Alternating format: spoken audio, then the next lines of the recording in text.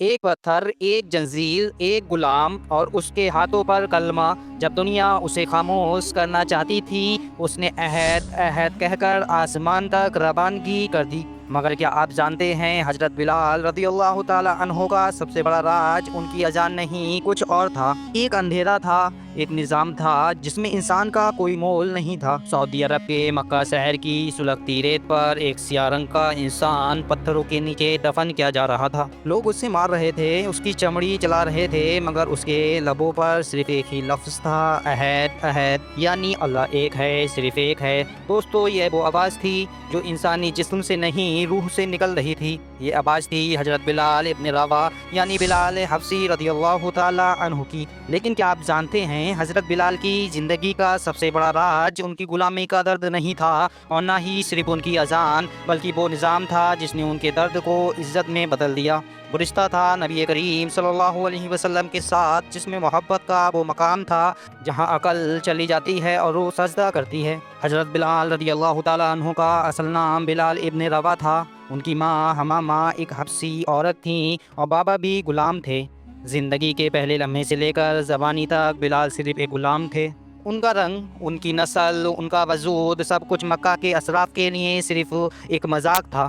لیکن جسے دنیا سب سے کمزور سمجھتی ہے، کبھی کبھی وہی اللہ کا سب سے بڑا سپاہی بن جاتا ہے۔ جب رسول اللہ صلی اللہ علیہ وسلم نے لوگوں کو توحید کی دعوت دینی شروع کی تو سب سے پہلے جس دل نے اس سچ کو دل سے سنا وہ کسی قبیلے کا سردار نہیں تھا، وہ ایک غلام تھا، یعنی حضرت بلال رضی اللہ تعالی عنہ۔ پھر کیا تھا، ابو جہل، امیہ بن خلف جیسے لوگوں نے بلال کو پتھروں سے دبا دیا، ان کے جسم پر ننگے کوئل جلائے گئے، مگر بلال رضی اللہ تعالی عنہ کی زبان صرف ایک ہی لفظ دہراتی تھی، عہد عہد، یعنی اللہ ایک ہے، اللہ ایک ہے۔ ایک روز جب امیہ نے ان کو مار مار کر بے ہوش کر دیا تو کسی نے کہا اس کا ایمان کمزور کرو ورنہ یہ باقی غلاموں کے لیے ایک مثال بن جائے گا۔ جب یہ لوگ حضرت بلال کو مار رہے تھے، ان پر بے پناہ ظلم کر رہے تھے، اس وقت حضرت ابو بکر صدیق رضی اللہ تعالیٰ عنہ آئے۔ انہوں نے کہا تم اس کے جسم کو مار رہے ہو لیکن اس کا قلب اللہ کے ساتھ ہے۔ اور اسی وقت ابو بکر رضی اللہ تعالیٰ عنہ نے حضرت بلال رضی اللہ تعالیٰ عنہ کو خرید لیا۔ پر کیا آپ جانتے ہیں حضرت بلال نے صرف غلامی سے نجات نہیں پائی تھی، انہوں نے ایک نیا مقام پایا تھا رسول اللہ صلی اللہ علیہ وسلم کے دل میں۔ دوستو، اگر آپ اس ویڈیو سے کچھ سیکھ رہے ہیں تو اس ویڈیو کو ایک لائک ضرور کرنا۔ حضرت بلال کو سب سے پہلی اذان دینے کا شرف ملا، لیکن کیوں؟ کیا ان کی آواز سب سے بلند تھی؟ کیا اللہ نے ان کی روح کو اذان کے لیے چنا؟ یہ صرف آواز کا مسئلہ نہیں تھا، یہ اللہ کے لیے سب سے زیادہ تکلیف اٹھانے والے بندے کا مقام تھا۔ جب بلال اذان دیتے تھے رسول اللہ صلی اللہ علیہ وسلم رو پڑتے تھے، اور ان کی اذان صرف نماز کے لیے نہیں تھی، وہ اذان ایک نظام جہالت کے خلاف جنگ تھی۔ وہ آواز تھی ایک نئے دور کی جس میں رنگ، نسل، ذات، کسی چیز کا کوئی مطلب نہیں تھا۔ جب رسول اللہ صلی اللہ علیہ وسلم وفات فرما گئے تو بلال نے اذان دینا بند کر دی۔ ان کے ہاتھ کانپتے تھے، گلا بھر آتا تھا۔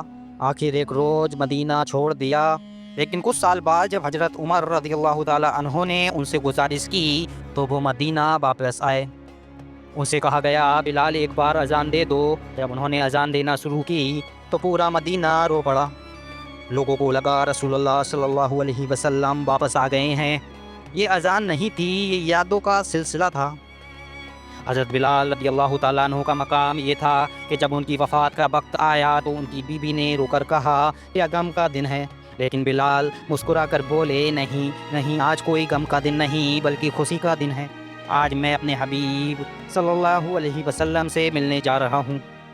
جس انسان کو دنیا غلام کہتی تھی، اللہ نے اسے اذان کا سپاہی بنا دیا۔ جس زمین پر اس کا خون گرا تھا وہی زمین اس کی قربانیوں کی گواہ بن گئی۔